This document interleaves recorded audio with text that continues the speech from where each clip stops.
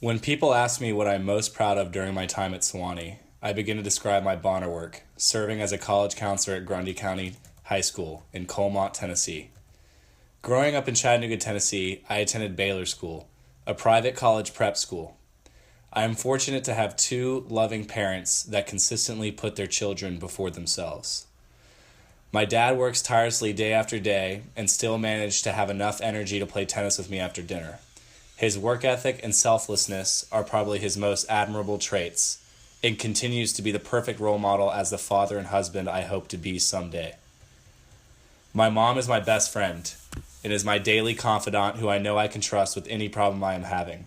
She's also the reason I became a Bonner. You may be surprised to hear how much I hated service growing up. I saw it as an obligation, a forced activity that I had no interest in.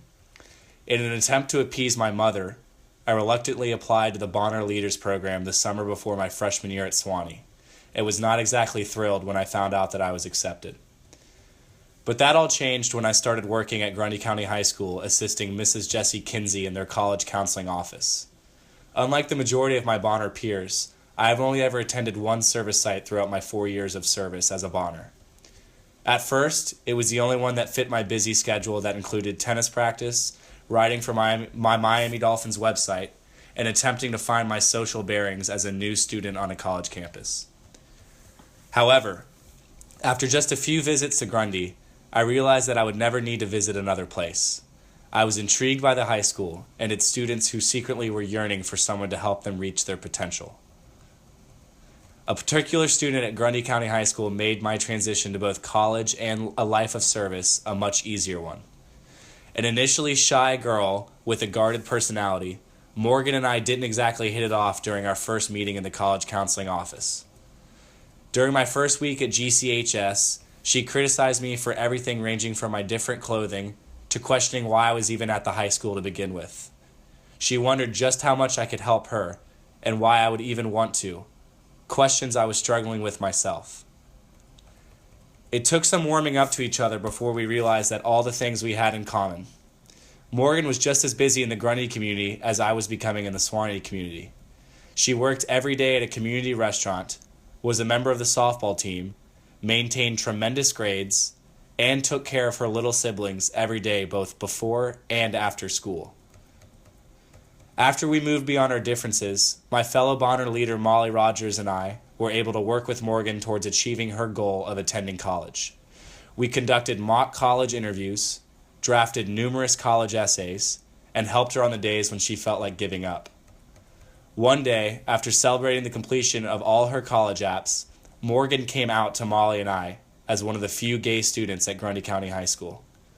Molly and I were both surprised and grateful that she trusted us enough to share something so personal, and this helped me realize just how great of an impact I could have on these students. Working with Morgan remains one of the most meaningful stories throughout my time at Grundy. After multiple occasions when college appeared to be just out of reach, Morgan graduated at the top of her class and was awarded a scholarship to a small liberal arts school, where she is now a Bonner working with children in hospitals. I still keep in touch with Morgan, and she attributes her success to her time with Molly and me. However, it is Molly and I that also attribute so much of who we are today to Morgan, and our work helping her grow into the courageous woman that she is today. Our impact continues through her Bonner work today.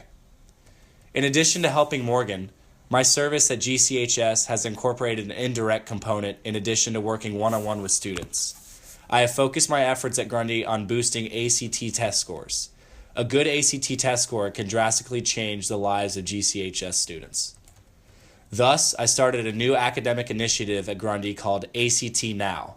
The premise was simple: host free 1-hour ACT prep classes after school throughout the year that the students could attend and improve their test-taking skills. With the implementation of ACT Now, I noticed a shift not only in the responses of my students at GCHS, but also in the focus of my service as a whole. I shifted my focus from direct service to indirect service, with the goal of leaving a foundation for future Bonners long after I have graduated. One of these direct initiatives was to host all about college meetings for our seniors and juniors. I recruited Sewanee volunteers to come to Grundy to share their different journeys, both in the college process and at their present states in college. It is through this shift in the format of my service that I find myself both the most excited and the most vulnerable. Like my GCHS students, I am entering a time that is both exciting and unknown.